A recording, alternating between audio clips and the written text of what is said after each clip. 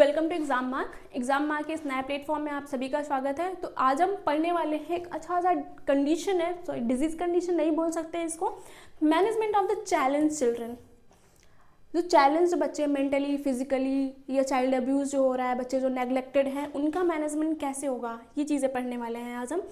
तो देखिए, management of the challenge children में challenge children are need early continuous and comprehensive care की उनको ज़रूरत होती है।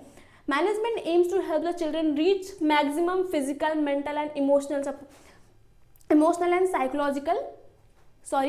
एंड सोशल पोटेंशियल की उनको ज़रूरत होती है कि जितना ज़्यादा हो सके वो फिजिकली आप उनको मेंटली इमोशनली एंड सोशली उनकी पोटेंशियल को एनहेंस करें, बढ़ाएं।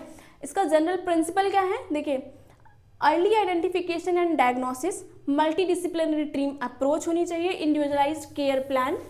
देखिए, अर्ली आइडेंटिफिकेशन एंड डायग्नोसिस की बात यहाँ पे क्यों की गई है कि जितना जल्दी आप फाइंड आउट करेंगे बच्चे को उतनी जल्दी उतना अच्छा ट्रीटमेंट दे पाएंगे। और मल्टी डिसिप्लिनरी अप्रोचेस में आता है कि जो चैलेंज बच्चे होते हैं ज़रूरी नहीं है उनको कोई एक ही कंडीशन में डिफ़िकल्टीज हो रही हो मल्टीपल चीज़ें के लिए मल्टीपल टीम की ज़रूरत होती है, मल्टीपल इंडिविजुअल्स उस पर इंक्लूड रहते हैं। इंडिविजुअलाइज्ड केयर प्लान इसलिए क्योंकि हर बच्चे की अपनी एक यूनिक नीड होती है, उस पर उसकी यूनिकनेस को देखते हुए, उसकी एबिलिटीज़ को देखते हुए केयर प्लान बनाया जाता है। यहाँ पे फैमिली इन्वॉल्वमेंट सबसे ज़्यादा ज़रूरी होता है। यहाँ पे regular follow up and evaluation, community and school support. फिर आता है हमारा कि management of the mentally challenge. ऐसे बच्चे जिनका IQ लेवल सही नहीं है, ऐसे बच्चों को हम कैसे ट्रीट करेंगे, मैनेजमेंट उन्हें कैसे देंगे। तो मेडिकल मैनेजमेंट में आता है कि सबसे पहले तो जो भी एसोसिएटेड प्रॉब्लम है, इपिलेप्सी है, इन्फेक्शन है या दूसरे मेंटल रिलेटेड, उनको ऑटिज्म हो गया, ADHD हो गया, जो भी प्रॉब्लम है मेंटल से रिलेटेड उनको वो सही करेंगे। न्यूट्रिशनल सपोर्ट देंगे ताकि उनका ग्रोथ अच्छा हो, ब्रेन डेवलपमेंट अच्छा हो। एजुकेशनल मैनेजमेंट में क्या देखेंगे कि स्पेशल स्कूल होते हैं ऐसे बच्चों को लेके, वहाँ पे उनको एजुकेशन दी जाएगी। वही फिर से IEP में कि वही यूनिक नीड है, एबिलिटीज़ को देखते हुए एक अच्छा सा जो है हम उनकी यूनिकनेस को देखते हुए प्रोग्राम जो डेवलप किए जा रहे हैं, इंडिविजुअलाइज एजुकेशनल प्रोग्राम डेवलप किए गए हैं। Teaching using the simple language and repetition, simple सी लैंग्वेज और बार बार रिपीट करके चीज़ों को उन्हें बताना है। Use visual aids and activity based learning, बच्चे बार बार उनको आप बोलेंगे तो नहीं सीखेंगे, विजुअलाइज कराइए, उनको दिखाइए वो चीज़ कि अगर एप्पल एप्पल बोलेंगे तो नहीं सीखेगा वो बच्चा, अगर आप उसको एप्पल ला के दिखाएंगे तो उसको समझ आएगा। नेक्स्ट स्लाइड में हमारी की फिजियोलॉजिकल मैनेजमेंट। क्या है फिजियोलॉजिकल मैनेजमेंट में कि बिहेवियरल थेरेपी प्रोवाइड की जाएगी ताकि रिड्यूस उसका एग्रेशन कम हो, सेल्फ इंजरीज ना करे बच्चा। पॉजिटिव रीइंफोर्समेंट टेक्निक्स का यूज़ करना है, counselling for the emotional problem. Social management में आता है training in the self care skills, like बच्चा खुद की केयर कैसे करे, feeding, dressing and toilet training उसको प्रोवाइड करानी है। Vocational training for the older children, जो बच्चे बड़े हो चुके हैं उनको वोकेशनल ट्रेनिंग देनी है। सोशलाइजेशन में through the play and group activities, play के थ्रू और ग्रुप एक्टिविटीज़ में इन्वॉल्व करके बच्चे को सोशलाइजेशन सिखाना है। नर्सिंग मैनेजमेंट क्या होता है इस पर, असेस डेवलपमेंट लेवल रेगुलरली, उसका जो भी डेवलपमेंट है रोज़ चेक करना एक नर्स का काम होता है। इनकरेज इंडिपेंडेंस, बच्चे की इंडिपेंडेंसी को इंक्रीज कराना है। जो भी पेरेंट्स होम घर पे बच्चे को केयर दे रहे हैं उनको टीच करना है कि कैसे उनको केयर प्रोवाइड करानी है। प्रिवेंट नेग्लेक्ट एंड अब्यूज़, बच्चे को नेग्लेक्ट नहीं करना है और अब्यूज़ से बचाना है। Management of the physically challenge children, दूसरी कंडीशन है हमारी कि इस पे बच्चा जो है मूवमेंट में, पोस्चर में, फिजिकल फंक्शंस में कैसे लिमिटेशंस हैं उसको, ये चीज़ें इस पर इसको मैनेज करना है कैसे। मेडिकल या सर्जिकल मैनेजमेंट, इस पर भी अर्ली मेडिकल ट्रीटमेंट प्रोवाइड करना है। जैसे कि आपने देखा होगा कि सर्जिकल मैनेजमेंट में, अगर सर्जिकल मैनेजमेंट की बात करें तो जैसे बच्चे को क्लब फूट हो जाता है, उनमें मैनेजमेंट दिया जाता है, सर्जिकली सही किया जाता है या मैनिपुलेशन के थ्रू सही किया जाता है। Surgical correction of the deformities if needed, pain relief and prevention of the complications. Rehabilitation management में क्या है कि फिजियोथेरेपी देना है, किसके लिए, ताकि मसल को स्ट्रेंथ मिले, मोबिलिटी सही हो उसकी। ऑक्यूपेशनल थेरेपीज देनी है ताकि बच्चे की जो डेली एक्टिविटीज़ हैं वो बच्चा परफॉर्म कर सके। स्पीच थेरेपी प्रोवाइड करनी है, अगर ज़रूरत है बच्चे को उससे रिलेटेड कोई प्रॉब्लम है तो स्पीच थेरेपी देनी है। असिस्टिव डिवाइसेस, बच्चा फिजिकली सही नहीं है तो उसको ब्रेसेस देना है, स्प्लिंट्स प्रोवाइड करिए, व्हील चेयर दीजिए, crutches, hearing aids, visual aids अगर रिक्वायर्ड है तो देना है। एजुकेशनल एंड सोशल मैनेजमेंट में क्या है, बैरियर फ्री इन्वायरमेंट देना है घर पे भी और स्कूल में भी।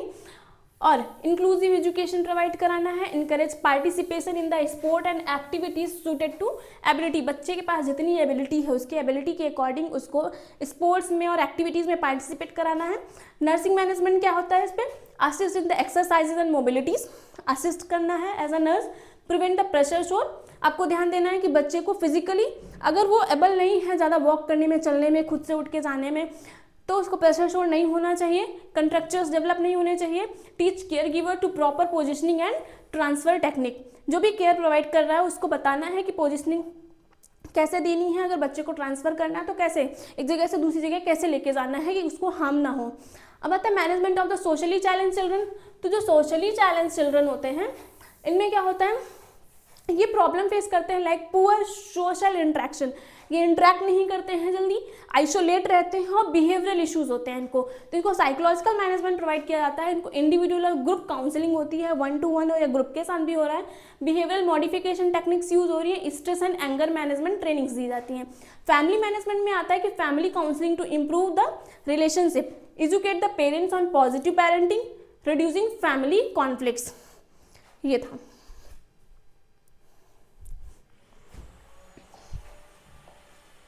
अगला हमारा स्कूल एंड कम्युनिटी मैनेजमेंट में क्या देंगे, teacher guidance and support provide कराना है, peer group activities, community based rehabilitation programmes लाने हैं।